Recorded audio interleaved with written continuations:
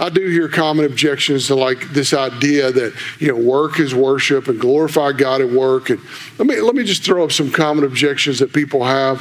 The first one would be, who you work for, your company or your boss. My boss is evil or stupid or both. Like your boss may be Michael Scott from The Office. That's what he's like.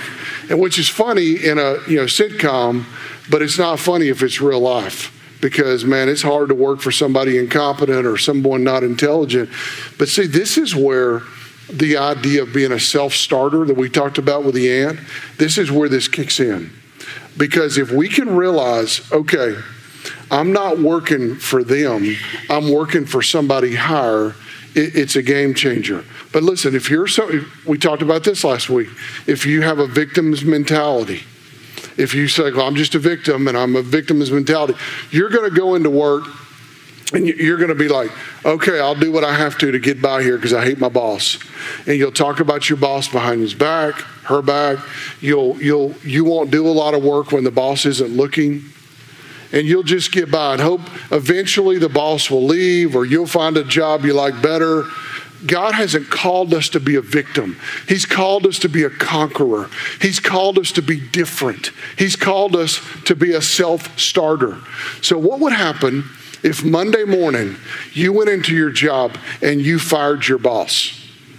And here, follow me now. I know you don't have the authority to fire them per se, but in other words, you got a new boss. Instead of the boss being the boss, you have a new boss. Let me show you what I mean. Paul's writing to the Colossians about their jobs, about their work.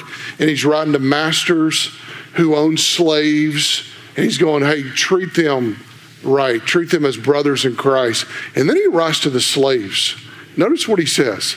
Slaves, obey your earthly masters in everything you do. Now, when Paul was writing this in the first century, it's the Roman Empire, more than half of the Roman Empire were slaves. So as people were coming to the church and the church is growing, a lot of those people were masters, a lot of people were slaves. It was just part of the culture at that time. And Paul's going, obey them. Try to please them all the time, not just when they're watching you.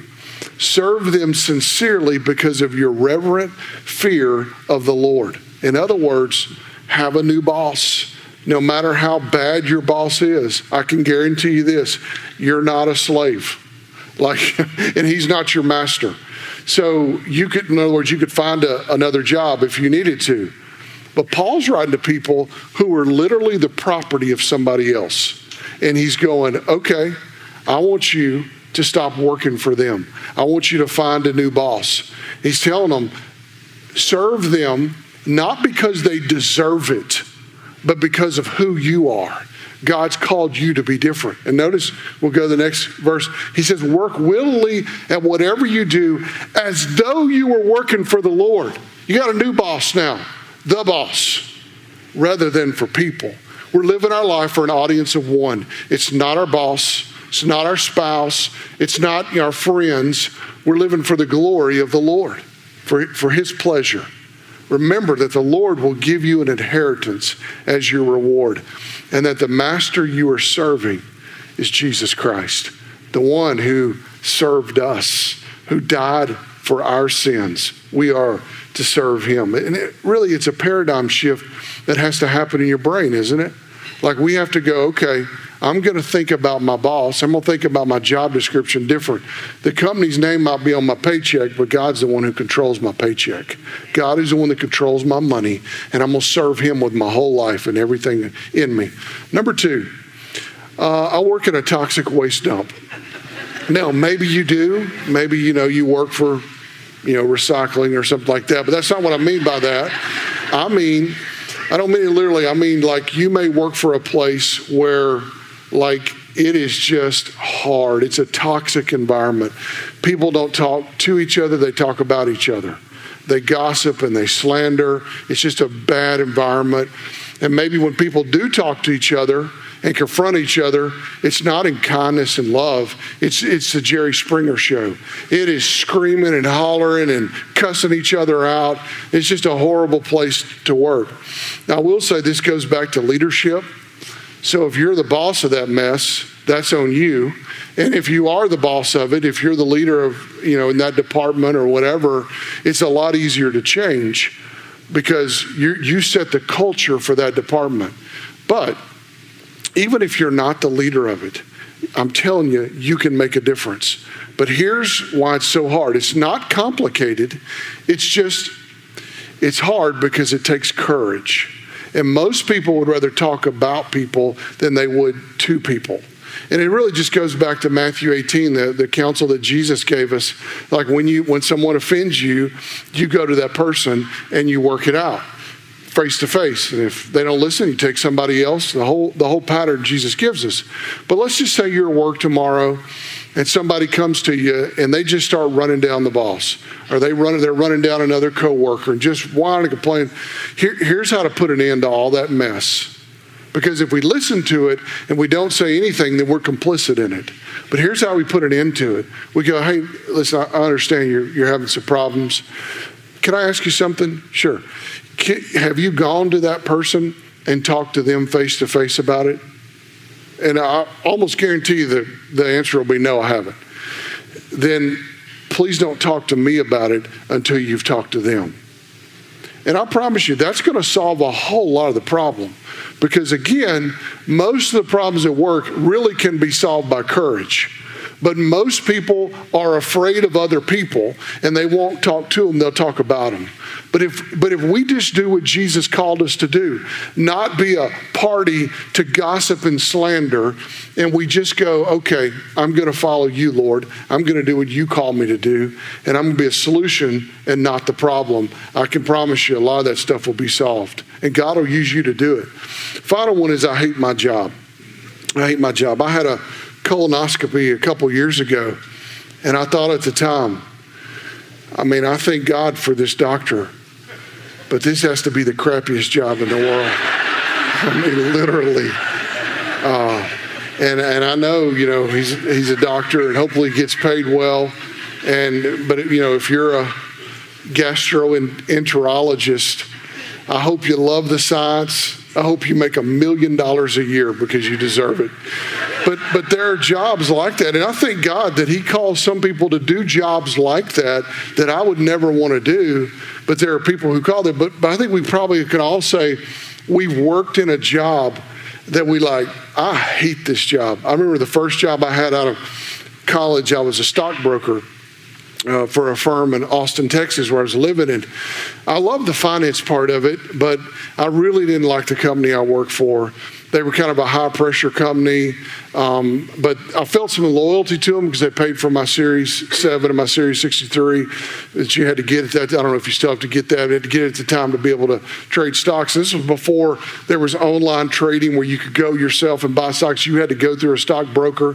And so this company they were kind of a smaller company, but they were really high pressure. And what they would do is they would make a market in some company, usually one trading under $5 a share. And then they would get all of us, all the brokers, to call our customers, our clients, and try to get them to, buy the stock and take a position in the stock.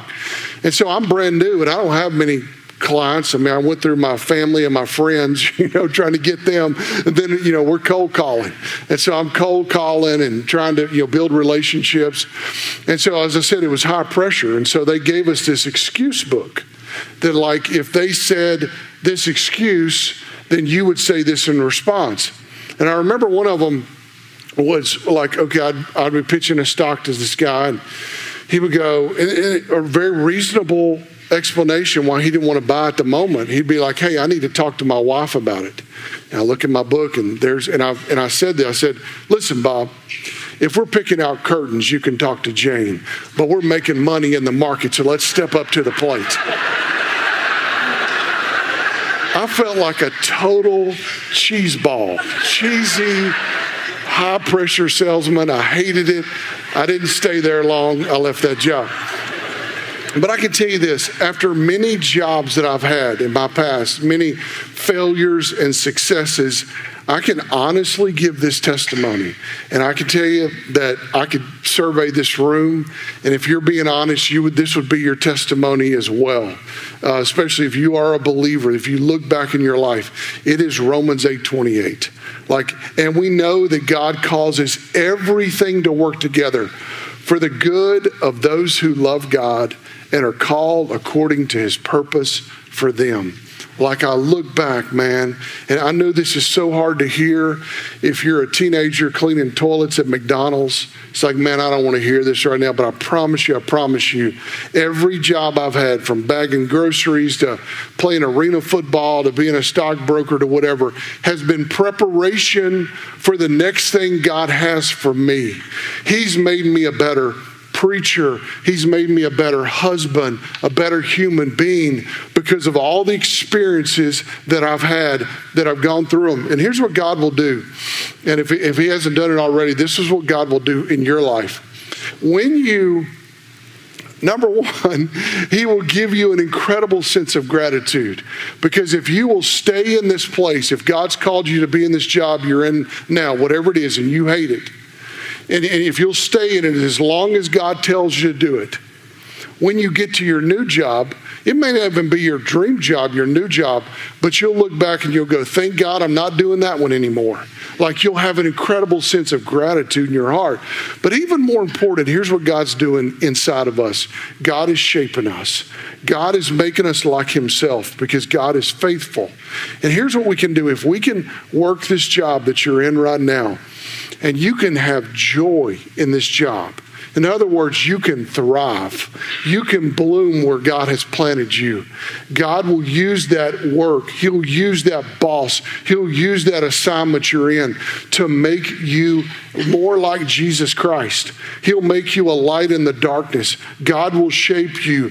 And I promise you this, if you'll be faithful like your Father's faithful, God will give you a promotion.